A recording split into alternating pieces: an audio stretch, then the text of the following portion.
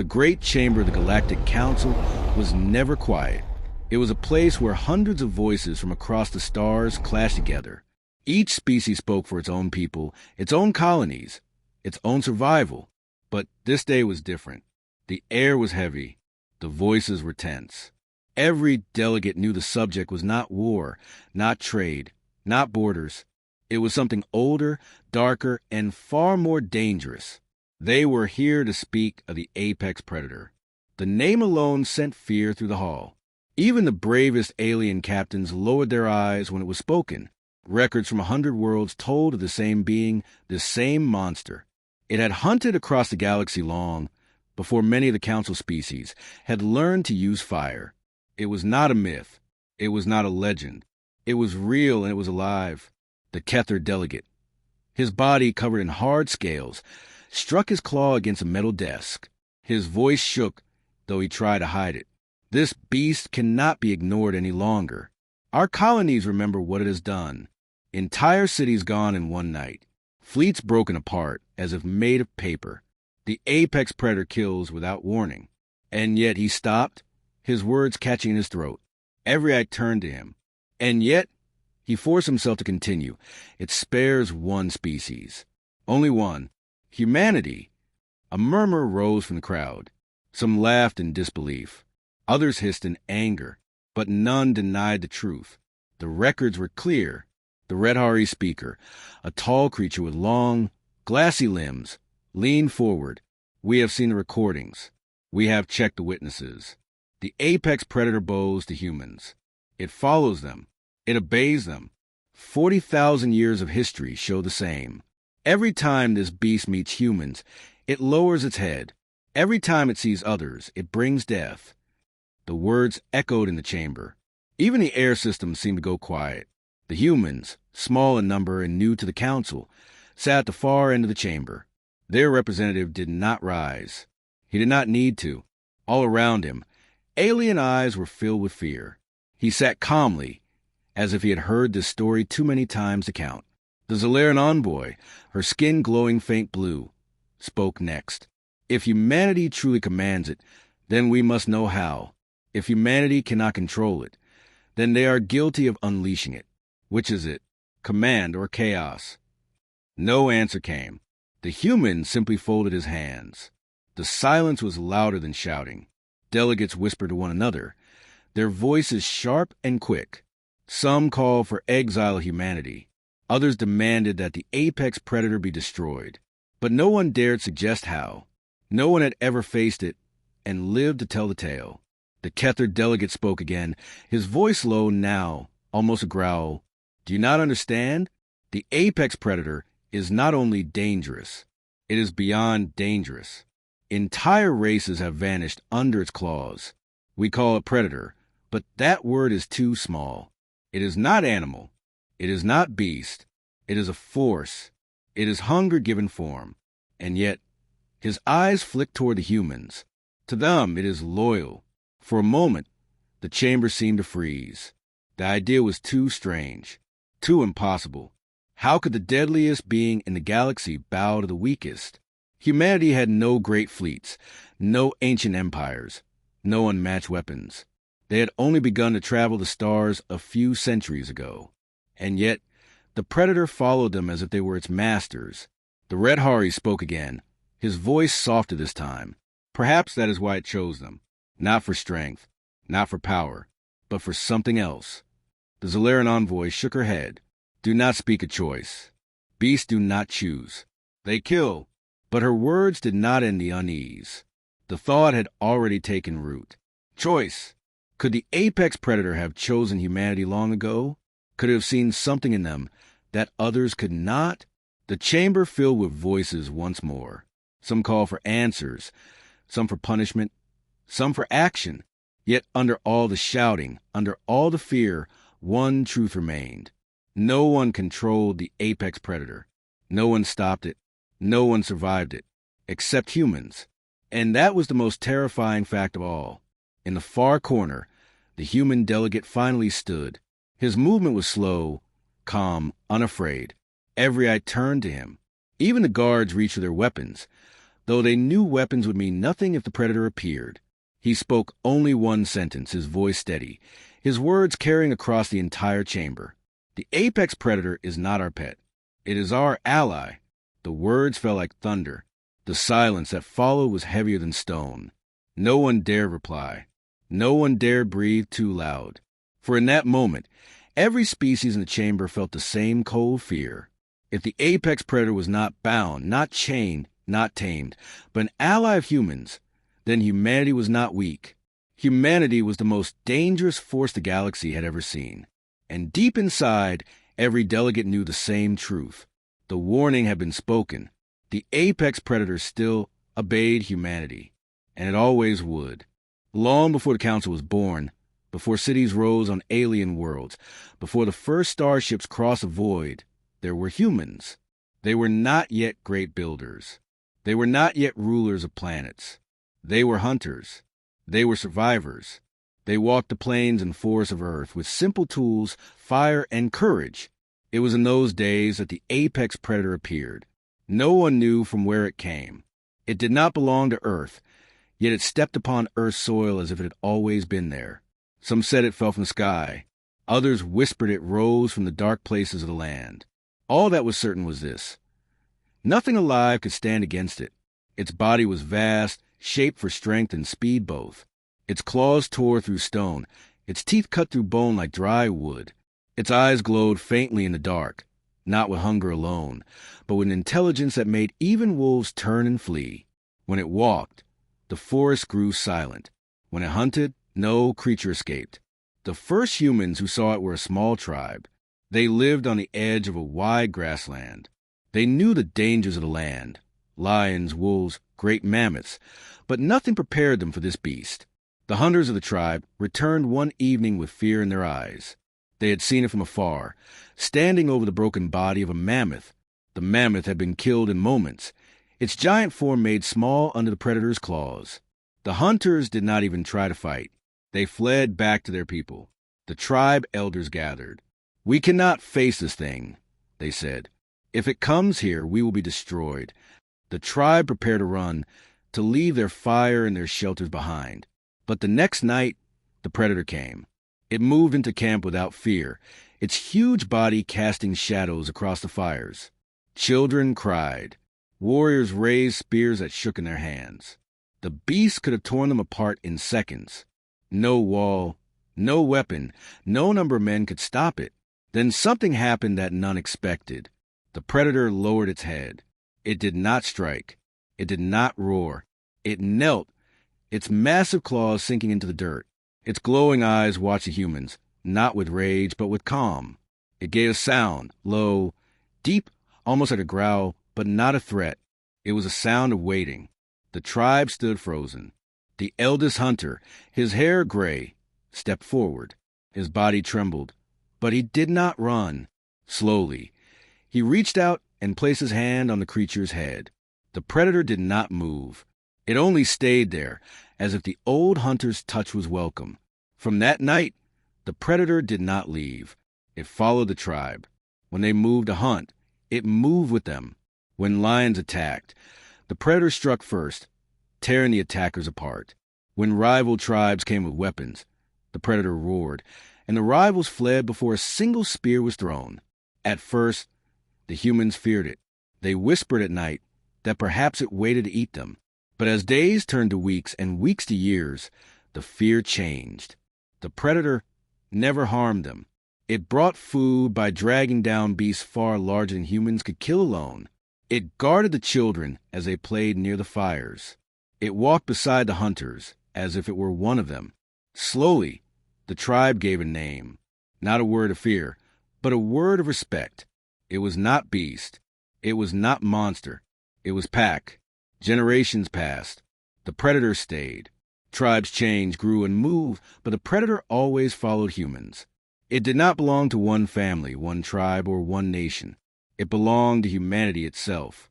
Wherever humans walked, sooner or later, the predator appeared. Other creatures of Earth fled before it. Lions and wolves no longer hunted near human fires. Mammoths turned from grazing fields when its scent was carried by the wind. Even rivers seemed quieter when it drank. But to humans, it showed only loyalty. And so a strange truth was born. The deadliest creature in the world had chosen the weakest species as its leaders. In time, humans began to see it not as a curse, but as a gift. Their stories told of the great beast that watched over them.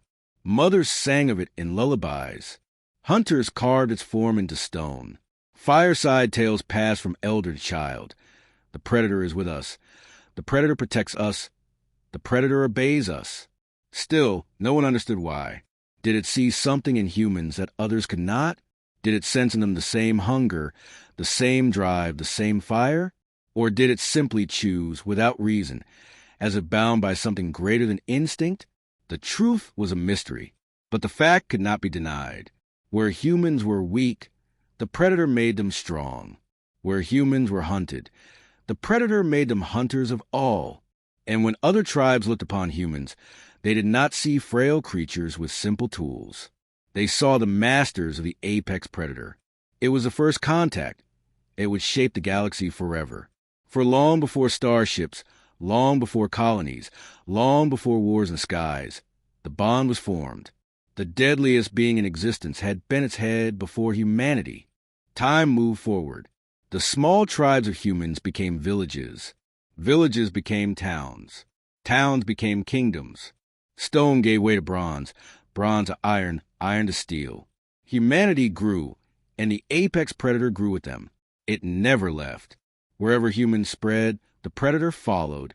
When men crossed deserts, the predator's shadow stretched across the dunes. When they sailed overseas, its glowing eyes could be seen on distant shores, waiting. Some claimed it swam beside their ships, its vast body moving under the waves. To humanity, it was no longer just a guardian. It was a companion of history itself. In battles of old, when armies clashed with swords and shields, the predator's roar carried across the field. Soldiers who stood against humans broke before they even fought, for no line could hold when the beast charged. Kings built statues of it. Generals marched with banners painted with its form. And through it all, the predator never wavered. It did not serve crowns or thrones.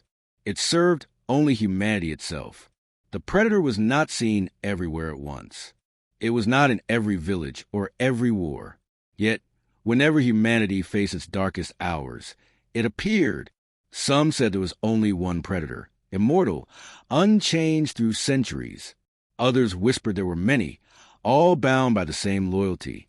The truth was never clear, but one fact was certain. The predator always came when needed most. In ancient times, a city under siege recorded its story. The enemy had surrounded its walls for months. Starvation filled the streets. The defenders had no hope left. But on the seventh night of the new moon, the predator came. It leapt upon the attackers' camps, tearing through tents and towers alike. By dawn, the enemy was gone, leaving only silence and fear. The city's people swore that the predator bowed before their children as the sun rose. Centuries later, when black powder thundered across battlefields, the predator still marched with humans. Cannons and muskets did not drive it away. Men in uniforms wrote in their journals of seeing the great beast walking calmly between lines of fire, bullets striking its hide without leaving a mark. Soldiers who had lost courage found it again when the predator passed them. Enemies fled, believing no weapon could protect them from the creature that obeyed mankind. And still, no human claimed to control it. Kings tried, priests tried, scientists tried. None succeeded. The predator did not belong to a single leader or a single people. It came and went as it wished, yet it always returned to humans, no matter their race, their nation, or their creed. As centuries became millennia, humanity reached for the stars. Rockets broke free from Earth, and machines carried explorers into the void. Other species looked upward, too, but it was humanity that the predator chose to follow. The first starships recorded strange signals, massive shapes moving in the black between worlds. At first, humans thought they were meteors, shadows, tricks of the eye. But when one ship nearly broke apart in the silence of deep space, it was saved. The apex predator was there, dragging wreckage aside, guiding the survivors toward safety. How it moved in space was unknown. No wings, no engines, no fire.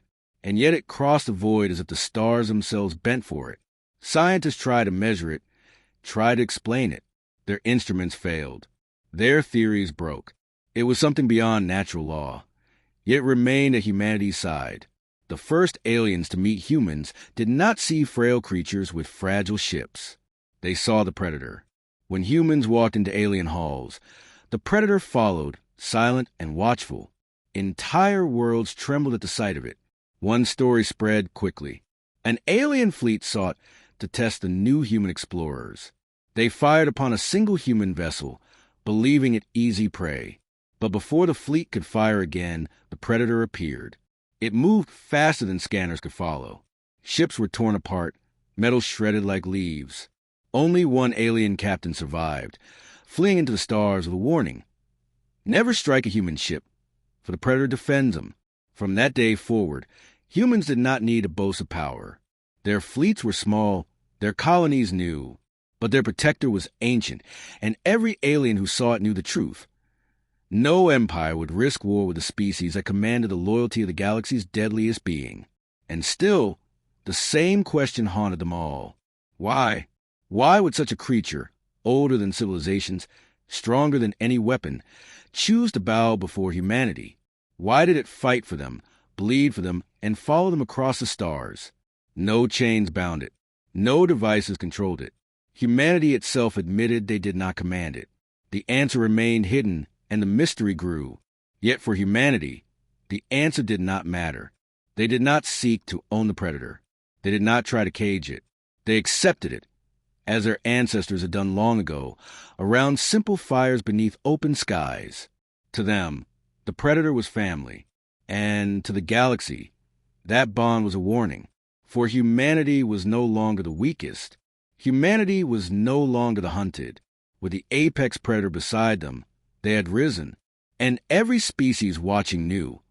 If humans kept such an ally, then perhaps they were the most dangerous of all. By the time humanity had taken its first true steps among the stars, the stories of the apex predator had already spread across alien worlds. At first, many dismissed them as myths, wild tales invented by a young species desperate to seem powerful. But myths do not leave wrecked fleets behind. Myths do not walk into council chambers, eyes glowing like cold suns. Myths do not bow to humans and snarl at everyone else. The predator was real, and the galaxy was afraid. Fear grew slowly, but once planted, it spread like fire. Alien merchants carried whispers from system to system. Soldiers told one another stories in the silence before battle. Children of alien races woke from nightmares, crying the shadow that followed the humans. Some of the stories were true, others were stretched into terror. But all carried the same lesson. Do not anger humanity, for the predator walks with them.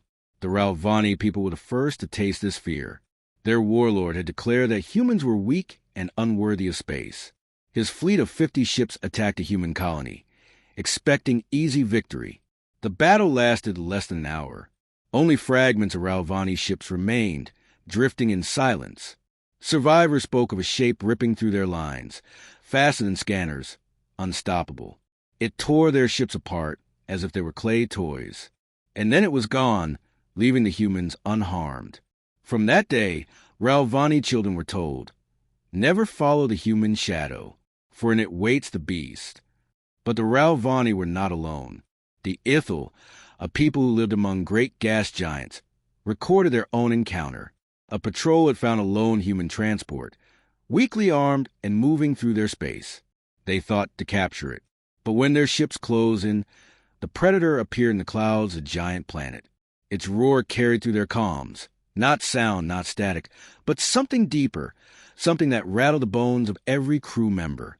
The patrol fled without firing a single shot. None dare return to that system. The stories grew darker with each telling. Some said the predator was not one beast, but many, hidden in every shadow, waiting for humans to call. Others claimed it could not die, that it had lived for 40,000 years and would live for 40,000 more. A few whispered that the predator was not animal at all, but something higher, an old power of the universe that chose humanity as its vessel. No matter the tale, the fear was the same. Council meetings became stormed with arguments. Delegates raised voices, demanding action. The Kether, still scarred by their own memories of Predator, shouted loudest. Humans must be banned from bringing this creature into shared space. It is a weapon no species can face. It is not fair. It is not natural. We cannot allow it. The Zalaran envoy's voice trembled as she spoke. Do you not understand? Even if we ban it, the Predator will not obey us. It listens only to humans. If we strike at humans, it will come for us all. Fear turned into hatred. Some races accused humanity of using the Predator as a threat, as a tool to climb too quickly in galactic power. Others argued humanity had no control, and that made it worse, an uncontrollable storm carried by a fragile species. In private, generals of alien empires asked the same question. What if we had to fight it? Simulations were run. Fleets of hundreds, even thousands of ships were tested in models. None succeeded. Every attempt ended in failure. The Predator's speed, its strength, its unexplainable movement. No strategy could hold. The conclusion was always the same. Direct battle was impossible. And so fear deepened. But fear has many faces. Some races chose caution. They spoke softly with humans, traded carefully, and kept their fleets far away. Others chose anger. They built secret weapons, devices meant to pierce the Predator's hide or blind its strange senses. None of these weapons were ever tested. The risk was too great. Even to try was to invite death. The galaxy found itself in a strange balance. Humanity was still small. Few colonies, few fleets, little wealth compared to the great powers. And yet, none dared to move against them. The Predator was enough. It was a shield no empire could break, a shadow that guarded humanity's every step. Among the humans themselves, the mystery remained. Some were proud, some were fearful, many simply accepted it. It has always been with us, their leader said. It always will be. But in the quiet places of the council, behind closed doors and locked chambers, the aliens spoke more openly. They spoke of nightmares where the Predator no longer followed humans, but turned against all life. They spoke of empires crumbling not by war, but by the silent march of one beast. They spoke of the day humanity might fall, and what the Predator would do then. Would it vanish? Would it rage? Would it choose another master? No answer came, and so the fear grew. Every world, every people, every fleet knew the same truth. As long as humans lived, the Predator walked among them. And if any dared harm humanity, the galaxy's deadliest being would rise. It was not a myth. It was not a rumor. It was a warning written in blood and silence. And the galaxy listened. The Galactic Council Chamber had seen storms of anger before. It had seen wars decided by words, trade routes carved by bargains, and entire species condemned by votes. But nothing in its long history compared to the day humanity was called to answer for the apex predator. The chamber was vast, carved into the side of a drifting station that hung between two suns. Its walls rose like cliffs, tier upon tier of seats filled with the voices of 100 species. The central floor, wide and bare, was reserved for those summoned to defend themselves. That day, the humans stood alone there. Around them, fear whispered like a living thing. The Kether delegation struck first. Their leader, armored in natural scales that shone under the light, slammed a clawed hand against the railing. His voice carried through the hall like thunder. This cannot continue. For too long we have allowed humans to bring their monster into our space. For too long we have turned our eyes away as it stalks our skies, our fleets, our colonies. Enough. Either humanity proves they control it, or we will treat them as enemies of the galaxy. The word struck the chamber like a blade. Some nodded, scales or feathers or tendrils shifting with unease. Others hissed or growled in protest. But no one denied the fear. The Zalaran envoy rose next. Her voice was softer, but her glowing blue skin pulsed with stress. "You know what it did to our outpost," she said, turning her eyes on the council. 200 soldiers gone in less than an hour. Our scanners showed only claws, only shadows, and then silence. And yet, when the humans arrived, the predator lowered itself before them. It bowed. It obeyed. You ask us not to fear? How can we not? The chamber erupted. Voices overlapped, some crying for exile, others for investigation, still others for war. The humans did not move. Their representative, a man named Arlen, stood with his hands clasped, his expression calm. The noise around him was a storm, but he did not flinch. Finally, the Speaker of the Council, a being of glass and light, raised a hand. Silence fell. The Speaker's form shimmered, shifting like crystal underwater. Its voice rang clear. The matter cannot be delayed. Humanity, you are summoned to prove your claim. You say the apex predator is not your weapon. You say it is not your slave. Yet obeys you and none else. Today, before the eyes of the galaxy, you will show us the truth. Arlen's calm face did not change. And if we refuse, he asked quietly, the Speaker's form flickered. Then the Council will ban humanity from all shared worlds. Your colonies will be cut off. Your ships will be denied travel. And any appearance of the predator will be treated as an act of war. The words hung heavy in the chamber. Arlen gave a slow nod. Then we will not refuse. Bring the predator. A ripple of shock ran through the chamber. Delegates muttered, some in disbelief, some in terror. To invite the predator here, into the Council's heart, was madness. Yet no one stopped the humans. The Council guards opened the reinforced gates at the far end of the chamber. Silence fell so deep that even the hum of machines seemed to vanish. And then it came. The apex predator stepped into the chamber with a sound like thunder rolling across stone. Its body was vast, its claws dragging sparks from the metal floor. The glow of its eyes lit the shadows. Delegates shrank back into their seats. Some covered their faces. Others reached for weapons they knew would not help. The predator moved forward slowly, each step echoing in the chamber. Its gaze swept across the gathered species, cold and unblinking. Entire civilizations flinched under that gaze. And then, without a sound, it stopped. It looked toward the humans. Arlen stepped forward. He did not carry a weapon. He did not wear armor. His only shield was the stillness of his voice. Sit, he said. The predator lowered its body, massive claws folding beneath it, head bowing low until it touched the floor. The sound of its breath filled the chamber like the rumble of distant storms. Gasps broke from the seats above. The Zalaran envoy clutched the edge of her desk. The Kether leader bared his teeth in disbelief. Arlen did not stop. He walked closer, his steps steady. He raised one hand. Rise! The predator obeyed, its head lifting, its body unfolding with terrifying grace. It stood tall again, yet it did not move toward the aliens. It stood still, its focus fixed on the human alone. Follow. Arlen turned and walked a slow circle around the chamber floor. The predator followed, its claws scraping but never striking. Around and around they went, man and beast, the most fragile creatures leading the most deadly. When Arlen stopped, the predator stopped. When he raised his hand, the predator lowered its head once more. The silence in the chamber was total. No one breathed. No one dared. At last, Arlen looked up at the Council. His voice was calm, but every word struck like iron. You see, we do not force it. We do not bind it. The apex predator obeys because it chooses to obey. It has done so for 40,000 years. Not because of chains, not because of fear, because it sees us as its own. The Speaker's form flickered with unease. And what if it chooses to stop? What if one day it turns against us all?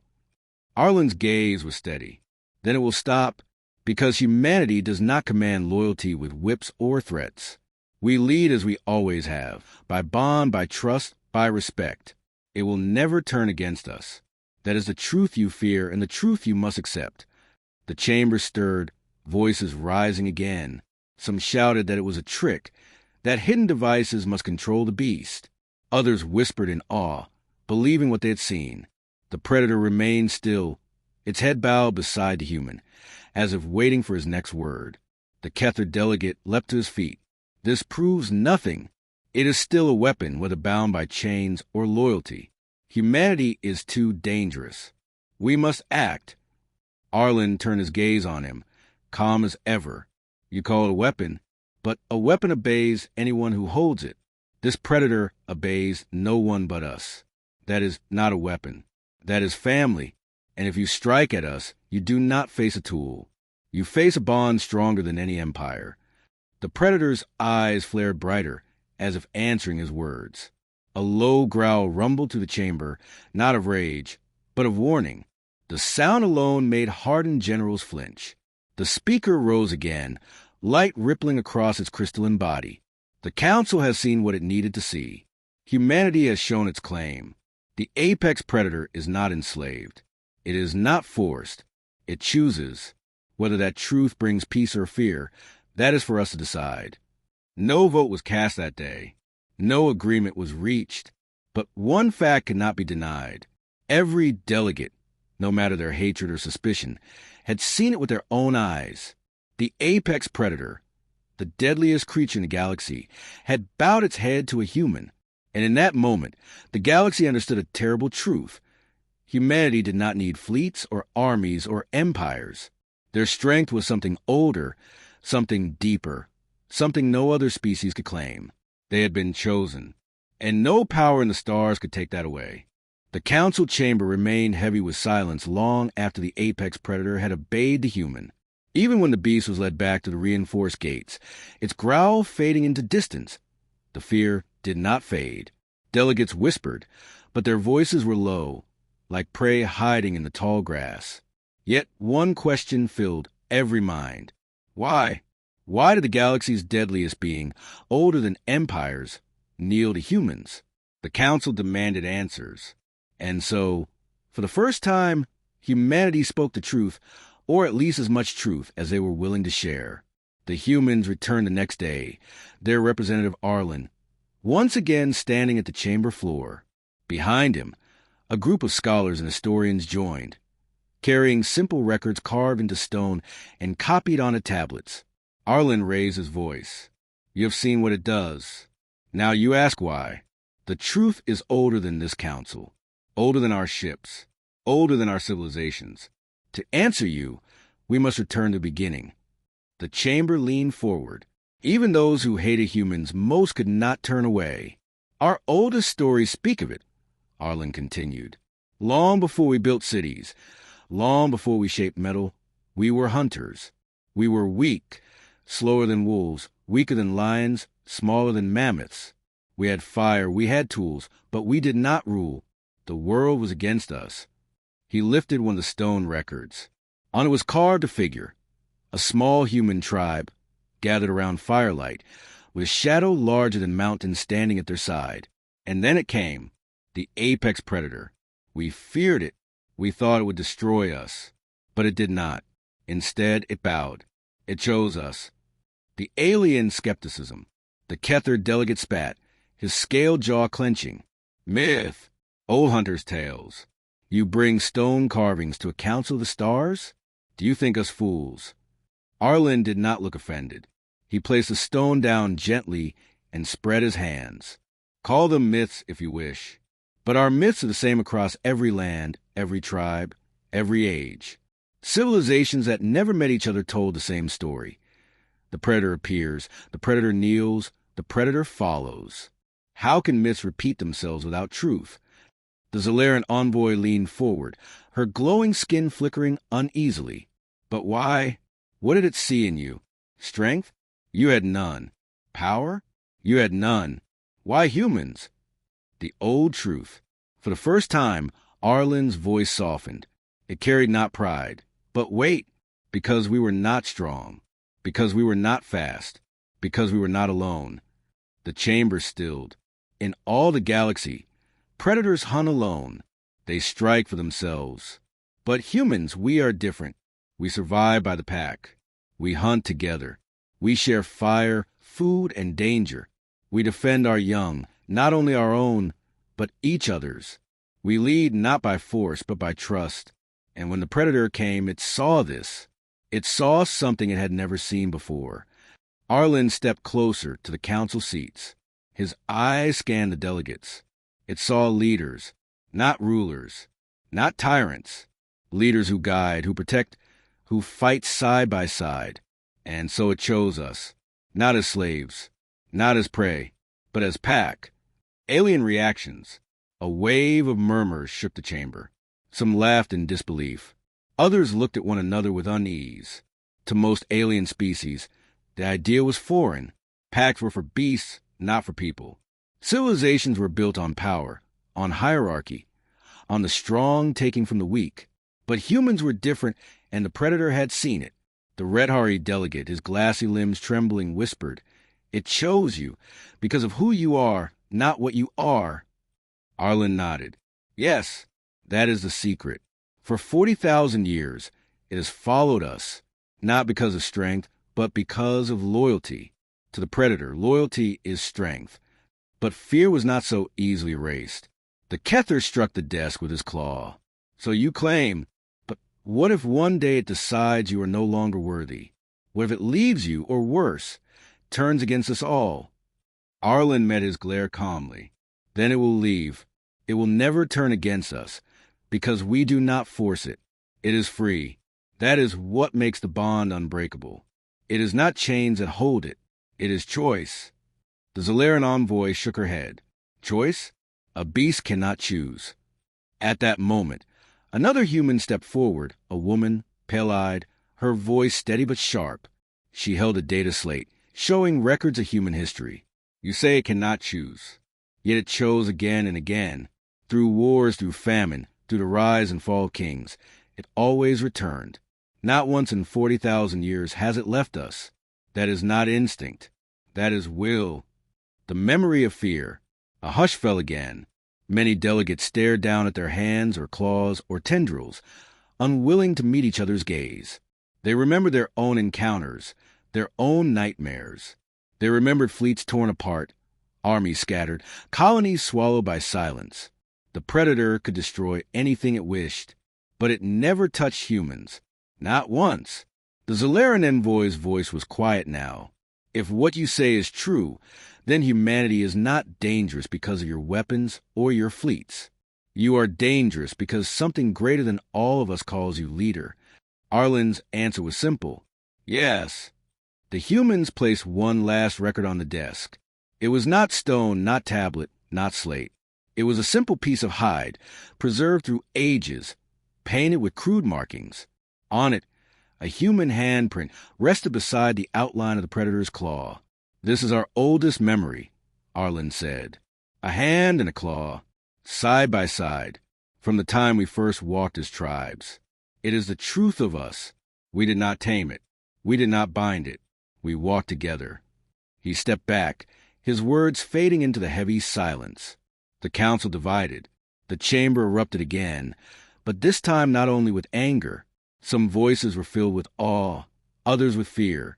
Some called for humanity's protection, others for their exile. The speaker of the council shimmered, its crystalline body pulsing with light. "The truth has been spoken.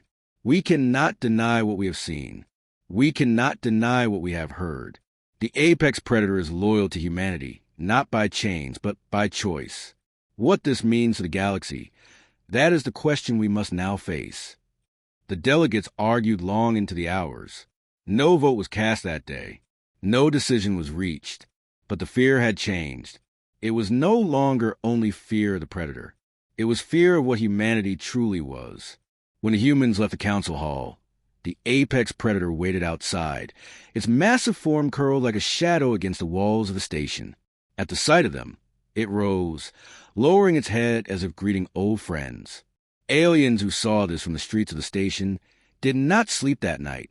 They whispered each other in terror, repeating the words that had been spoken inside. "It is not our pet. It is our ally." And for the first time, many began to believe it. The council chamber had never been so divided.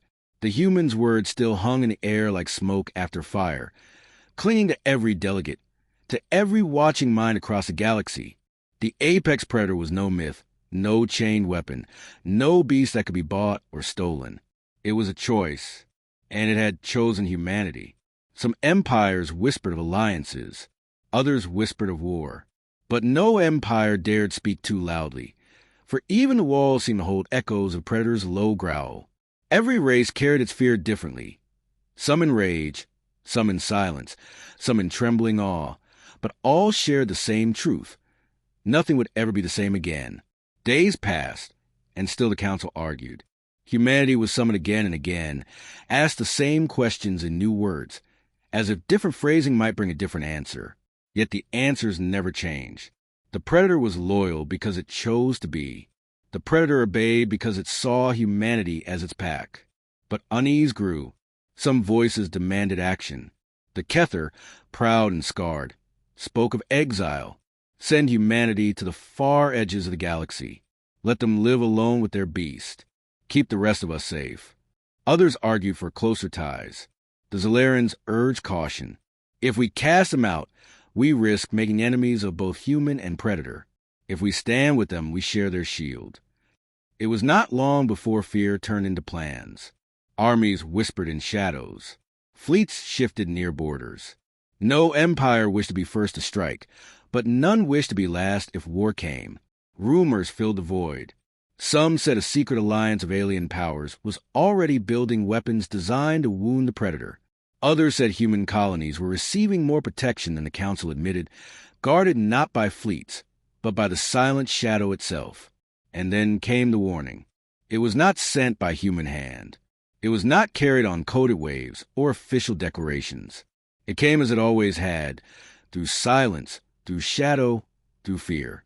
The first was a fleet of smugglers who thought to raid a human convoy in the dark edges of a lawless system. No bodies were found, no wreckage, only the broken husks of their ships, torn apart cleanly, as if dissected. Every beacon still worked, broadcasting one clear signal to every passing traveler. The predator's claw burned into the hulls. The second was a world where rebels had taken human hostages, demanding the council force Earth into exile. Before dawn, every rebel leader was gone, vanished from locked rooms. No alarms were tripped, no doors broken. Only claw marks remained where walls had once stood. The hostages were untouched. The message was clear. By the third warning, no one doubted. A council ship itself was found adrift, its crew alive but shaken into silence. They swore they had seen it, eyes glowing from the void, teeth like suns. It had not harmed them. It had only circled the ship, as if to remind them that even the council was not beyond its reach. The warning spread terror faster than any fleet could travel. And with each warning, one truth became heavier. The predator was not only loyal, it was watching. At last, the council demanded an answer. They summoned the humans one final time. Arlen stood again in the chamber, older in his eyes, though only days had passed. His voice was calm, but it carried the weight of storms. You have seen the warnings, he said. You know now that this bond is not myth. You know what it means to threaten us. But you ask still what the future holds. I will tell you. The chamber froze, every delegate silent. Even the air felt still, as if the predator itself was listening. For 40,000 years, Arlen said slowly, it has followed us, through ice and fire, through famine and plague, through war and peace. Always it stayed at our side, not as master, not as slave, but as ally. It chose us when we were nothing, and it will choose us until the end. The Kether delegate hissed, his scales rattling. And what of us? What of the rest of the galaxy? Must we live forever under its shadow? Must we bow to you because it bows to you? Arlen's gaze did not waver. No, you do not bow to us. We do not command it. But understand this. If you harm us, it will answer, not because we order it, but because it chooses. If you wish peace, you will have it. If you wish trade, you will have it. If you wish war, you will not fight humans alone. You will fight what even you call the deadliest being in the galaxy. The chamber shook with argument. Some cried that humanity was threatening them. Others cried that humanity was offering protection. The voices rose, clashing like storms, but Arlen did not shout. He waited until silence returned. You ask why it obeys us. You ask what binds it. The answer is simple. Loyalty. It does not see prey or enemy when it looks at us. It sees pack. And loyalty, once given, is never broken. His words were quiet now, but they struck harder than any roar. You all fear the predator. You should. But what you fail to see is this. It is not our predator. It is our ally. and it has never turned against the pack. If you wish to live without fear, do not stand against us. Stand with us. For if you do, its shadow will not follow as a threat, but as a shield. No more could be said. Arlen left the chamber. The humans left with him. And when they stepped into the open light of the station, the Predator was waiting. It stood tall, taller than ships docked nearby, its hide glistening in the fall sun. Crowds scattered, some screaming, some whispering prayers. But the humans walked calmly to it, and the Predator lowered its massive head, eyes glowing, until it touched the ground before them. The sight spread across the galaxy within hours. Every screen, every channel, every ship replayed the image, the beast that had haunted nightmares bowing, not as a servant, not as a weapon, but as one who chooses loyalty. On distant worlds, parents told their children to sleep, whispering the same old warning that had echoed for generations. Never harm humans, for if you do, the Predator will come. In hidden war rooms, admirals tore apart plans, deleting simulations, erasing strategies. No fleet could stand against that shadow. No empire could risk being the first to test its patience. And in quiet corners of space, others whispered something new. Not warnings, not threats, but hope. If such a creature could choose loyalty, if such a force could choose to protect instead of destroy, perhaps the galaxy itself could learn. But none dared test it. Not yet. And so the legend grew. Humanity walked among the stars, still small compared to mighty empires, still fragile compared to vast fleets. But they were never truly alone, for at their side walked the shadow of the galaxy's fear, a being that could crush worlds yet bowed its head to them. It was not myth. It was not rumor. It was the oldest truth of all. The apex predator still obeyed humanity, and the galaxy would never forget it.